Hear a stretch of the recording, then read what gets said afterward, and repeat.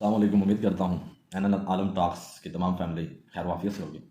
آج کی خوبصورت ویڈیو ان تمام احباب کے نام ہے کہ جو ایمان کی حقیقت کے بارے میں جاننا چاہتے تھے۔ آج اس ویڈیو کے توسل سے انشاءاللہ العزیز آپ کو ایمان کے حوالے سے ایمان کیا ہے، ایمان کی سٹیجز کیا ہیں، ایمان کہتے کس کو ہیں، صبر، شکر اور اس کے جو معاشرتی پہلو ہیں سب ایمان کے، ان کا کیا مقامات ہیں، اس حوالے سے بھرپور معلومات انشاءاللہ العزیز آپ کو میسر آئے گی۔ انسانی تاریخ میں ایمان ہمیشہ سے بحث و تحقیق کا مرکز رہا ہے۔ اسے عام طور پر ایک مذہبی عقیدے کے طور پر دیکھا جاتا ہے، لیکن حقیقت میں ایمان انسانی وجود کی اس اکائی کا نام ہے جو اس کے فکر، عمل اور رویوں کی سمت متعین کرتی ہے۔ اگر لفظ ایمان کی بات کی جائے تو ایمان کا مادہ الف میم نون یعنی کہ امن ہے۔ لغوی اعتبار سے اس کا مطلب کسی سچائی کو اس طرح تسلیم کرنا ہے کہ انسان کا باطن ہر قسم کے اضطراب اور شک سے پاک ہو کر امن کی حالت میں آ جائے۔ فلسفے میں اسے یقین محکم کہا جاتا ہے۔ سقراط اور افلاطون کے ہاں حقیقت کی تلاش کا جو جذبہ تھا، ایمان اس کا ثمر ہے۔ ایمان محض ایک مفروضہ نہیں بلکہ وہ حقیقت مطلقہ ہے جس پر انسان اپنی پوری زندگی کی شرط لگا دیتا ہے۔ جدید سائنس اگر مادے کی تحقیق کرتی ہے، لیکن کائنات کا ڈیزائن خود ایک ایمان باللہ کی دعوت دیتا ہے۔ کائنات میں موجود انتظامی نظم یہ ثابت کرتا ہے کہ یہ سب کچھ اتفاقی یعنی کہ رینڈم نہیں ہے۔ اگر ہم کائنات کے بنیادی قوانین، فزیکل کانسٹینٹس کا جائزہ لیں تو معلوم ہوتا ہے کہ ان میں ذرا برابر فرق پوری کائنات کو تباہ و برباد کر سکتا ہے۔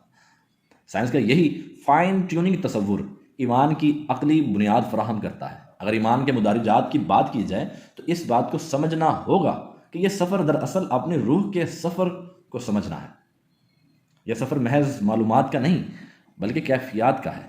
علماء صوفیہ نے اس کے 5 بنیادی مدارجات بیان کیے ہیں۔ نمبر 1 آتا ہے ایمان تقلیدی۔ یہ وہ ایمان ہے جو ہمیں وراثت میں ملتا ہے۔ یہ محض ایک خاندانی شناخت اور سماجی ضرورت ہوتا ہے۔ نفسیات کے مطابق انسان اپنے بچپن میں اینسلری آئیڈینٹی کا حامل ہوتا ہے، یعنی وہ وہی مانتا ہے جو اس کے بڑوں نے اسے سکھایا۔ اس میں تحقیق نہیں بلکہ جذباتی وابستگی ہوتی ہے۔ مثلا ہم میں سے اکثر لوگ اس لیے مسلمان ہیں کیونکہ ہمارے والدین مسلمان ہیں۔ ہم نماز پڑھتے ہیں کیونکہ یہ ہمارے گھر کا رواج ہے۔ یہ ایمان کا وہ درجہ ہے جہاں ذرا سی آزمائش یا کوئی عقلی سوال انسان کو متزلزل کر سکتا ہے۔ نمبر 2 ایمان استدلالی، دا لاجیکل فیتھ۔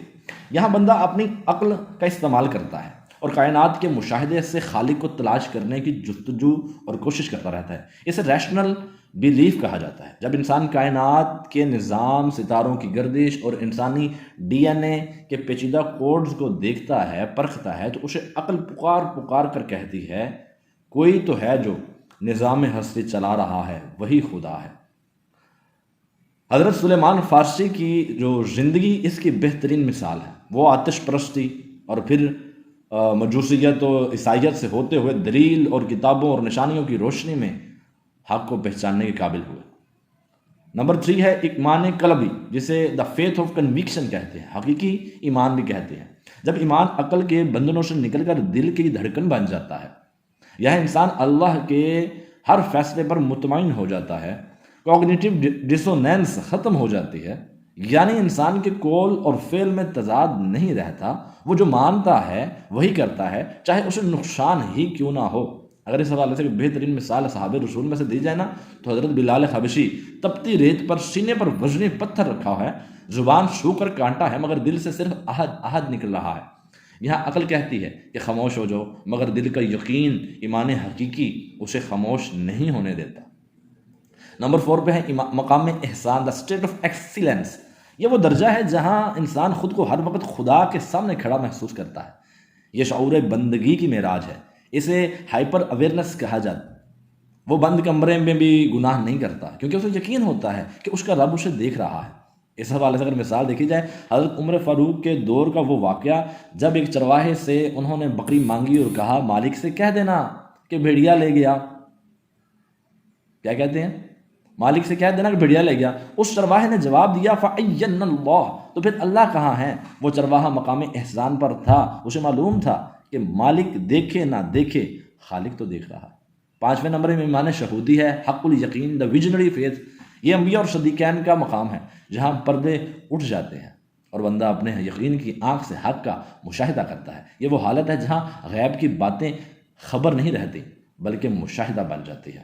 حضرت ابراہیم علیہ السلام کا آگ میں ڈالے جانا، جب آگ کے سامنے کھڑے تھے تو فرشتہ مدد کو آیا، مگر انہوں نے فرمایا مجھے تمہاری ضرورت نہیں، میرا اللہ میرے حال سے زیادہ واقف ہے۔ یہ وہ یقین تھا دوستو کہ آگ کی فطرت بدل گئی اور وہ گلزار بن گئی۔ آج بھی ہو جو براہیم سا ایمان پیدا، آگ کر سکتی ہیں انداز گلستان پیدا۔ مختصر یوں سمجھیں کہ اگر ہم ایک دریا کے کنارے کھڑے ہیں تو تقلیدی ایمان کیا ہوگا؟ کسی سے سن لینا کہ پانی میٹھا ہے، مان لینا، یہ تقلیدی ہے ایمان۔ اور استدلالی کیا ہے؟ پانی کے چشمے کو دور سے دیکھ لینا، یہ دلیل مل جانا۔ اور حقیقی کیا ہے؟ پانی کو ہاتھ لگا کر اس کی ٹھنڈک محسوس کرنا، یہ دل کا اطمینان ہے۔ اور چوتھے نمبر پہ احسان ہے، پانی کے اندر کھڑے ہو کر پیاس بجھانا اللہ کی حضوری ہے۔ اور پانچویں نمبر پہ شہودی، خود پانی میں فنا ہو جانا، یہ مکمل وارفتگی کا عالم ہے۔ ماہر نفسیات کارل یونگ اور وکٹر فرینکل کے مطابق انسانی روح کی سب سے بڑی بیماری پتہ کیا ہے؟ بے معنویت یعنی کہ میننگ لیسنس ہے۔ ایمان انسان کو توبہ کا تصور دے کر ماضی کے بوجھ یعنی کہ گلٹ سے نجات دلاتا ہے۔ نفسیات کی اصطلاح میں اسے کوگنیٹیو ریسٹرکٹنگ کہتے ہیں، جہاں انسان اپنی ماضی کو ایک نیا معنی دے کر نئی زندگی شروع کرتا ہے۔ حیا کو ایمان کی شاخ قرار دینا دراصل انسانی انا کو کنٹرول کرنے کا ایک بہترین نفسیاتی ٹول تھا جو انسان کو سماجی جرائم سے بچاتا ہے۔ اگر یہاں ایمان کے معاشرتی پہلوؤں کی بات کر لی جائے کہ جنہیں احادیث کی روح میں آدھا ایمان بھی کہا گیا ہے، تو کہنا پڑتا ہے کہ ایمان کے معاشرتی پہلو اسے ایک متحرک قوت بناتے ہیں۔ صبر و شکر، یہ معاشی اور سماجی توازن کا نام ہے۔ صبر انسان کو ناکامی میں ٹوٹنے سے بچاتا ہے اور شکر کامیابی میں اسے متکبر نہیں ہونے دیتا۔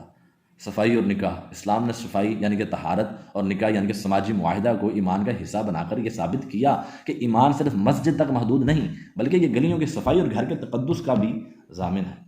ایمان کی حقیقت یہ ہے کہ یہ خوف کو خدا سے بدل دیتا ہے۔ جب انسان اللہ پر ایمان لاتا ہے تو وہ دنیا کے تمام فرضی خداؤں، سماجی دباؤ، یہ خدا بن چکے ہوئے ہیں آج کے دور میں، سماجی دباؤ، مالی خوف، جرم کا احساس، ان تمام خوفوں کی غلامی سے آزاد ہو جاتا ہے۔ یہ آزادی ہی دراصل وہ جنت ہے جس کا تجربہ مومن اس دنیا میں کرتا ہے۔ ایمان کی حقیقت کو سمجھے بغیر ہم نہ تو ایک بہترین انسان بن سکتے ہیں اور نہ ہی ایک پرامن معاشرہ تشکیل دے سکتے ہیں۔ یہ عقل سے شروع ہو کر تمام ہوتا ہے۔ یہ عقل سے شروع ہونے والا وہ سفر ہے جو روح کی گہرائیوں میں جا کر تمام ہو جاتا ہے۔ توبہ کے ذریعے ماضی کی شرمندگی سے نجات اور احسان کے ذریعے مستقبل کی تعمیر ہی ایمان کا اصل پیغام ہے۔ ایمان کا اصل پیغام ہے۔ امید کرتا ہوں کہ آج کی ویڈیو میں آج ایمان کے حوالے سے آپ کو ڈیٹیل معلومات بنی ہوگی۔ اگر آپ کو کوئی سوال ہو، کویسچن ہو تو کمنٹ باکس میں لازم طور پر پوچھا کریں۔ انشاءاللہ العزیز سجیسٹ بھی کیا کریں، میں انشاءاللہ العزیز اگلی ویڈیو اس موضوع پر بنا کر دوں گا، مکمل ڈیٹیل ہوگی اس کے اندر انشاءاللہ العزیز۔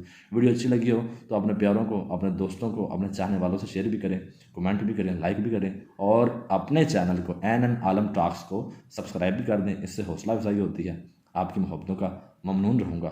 ملتے ہیں کسی اگلی ویڈیو میں، تب تک کے لیے اپنے ہوسٹ عبداللہ عمر عالم کو اجازت دیجیے۔ اللہ حافظ۔